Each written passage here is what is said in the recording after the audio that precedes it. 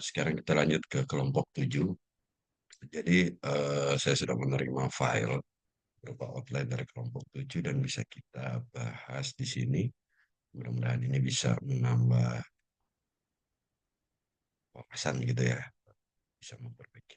Ya, oke, kelompok 7 di sini menjelaskan tentang eh, kampung kayu tangan ya, heritage. Jadi mereka ingin melihat toleransi agama ya, beragama di sana seperti apa. Menarik. Saya pikir itu salah satu tema yang cukup bagus. Ya, cuman di sini eh, perlu ditambahkan agak lebih detail tentang bagaimana sih sisi kehidupannya gitu ya. Ini hanya diambil dari arsitekturnya dan nilai-nilai sejarahnya secara umum.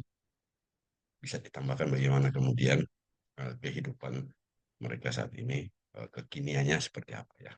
Oke, eh, tujuannya sudah jelas, terus manfaat proyek ini sudah bagus. Jadi mereka ingin mendapatkan eh, gambaran tentang kerukunan beragama di ini, jangan di Indonesia, cukup luas, cukup di eh, Kota Malang, dan kayu tangan menjadi salah satu sampel yang diambil untuk melihat itu. Oke, ruang lingkup, ya mereka hanya mewawancarai 5 orang dengan spesifikasi yang mungkin berbeda-beda ya, tokoh agama, tokoh adat, ya perangkat desa di situ atau perangkat kelurahan dan lain-lain sebagainya yang sesuai dengan kebutuhan. Oke, pada bab kedua deskripsi project ini sebaiknya sudah dijelaskan bagaimana proyek ini mulai dilakukan, dirancang, dibangun, apa yang mau dilakukan, kebutuhan apa saja yang diperlukan di sana, eh, instrumennya apa, misalnya wawancara dan lain-lain, dan sekiranya hasilnya berupa transkrip mau diolah seperti apa gitu ya. Nah, ini di deskripsinya termasuk mungkin penambahan durasi waktu yang dibutuhkan untuk menyelesaikan proyek ini. Nah, pada bagian tugas dan tanggung jawab ini sudah bagus, cuman saya ingin bikin dalam tabel dan eh, tidak berdiri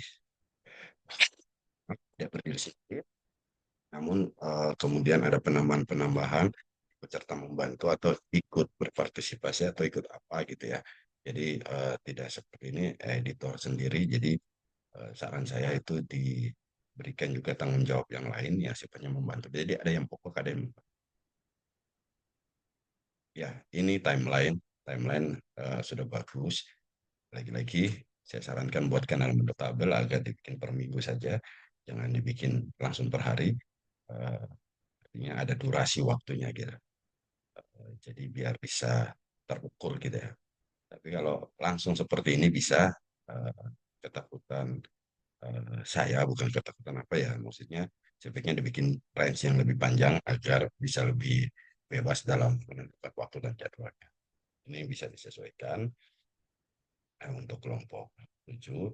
Terus metode, oke, eh, analisisnya, terus risikonya. Nah, ini risikonya, tapi perlu diperjelas gitu ya. Kemacetan, apa yang menyebabkan kemacetan dan dampaknya terhadap pelaksanaan proyek ini apa. Terus begitu juga hujan dan kelaparan. Perlu dijelaskan, tidak seperti langsung menuliskan gitu ya. Harapan saya bisa dideskripsikan. Kelompok 7 dari awal udah bagus, namun pada beberapa bagian ini agak cukup terganggu juga melihat apa yang dituliskan itu. Mohon bisa diperbaiki. Nah, implementasi, rencana implementasinya. Jadi kalau yang saya sarankan itu dibuat dalam satu tabel aja seperti ini dan bisa diurai gitu, tahapan per tahapan, bukan minggu per minggu, enggak. Tapi tahapan per tahapan nanti bisa melihat contoh dari kelompok lain yang sudah menyelesaikan bab empatnya, rencana implementasi, dan sudah eh, dimasukkan di dalam outline-nya. Nah, untuk penugasannya anda perlu dibikin seperti ini apabila eh, rencana implementasinya sudah terbangun dalam sebuah apa? Dalam sebuah tabel.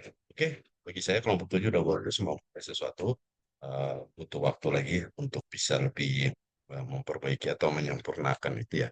Saya pikir itu bagi kelompok 7, mudah-mudahan video singkat ini bisa membantu Anda dalam memperbaiki outline Anda. Sekian, terima kasih. Assalamualaikum warahmatullahi wabarakatuh.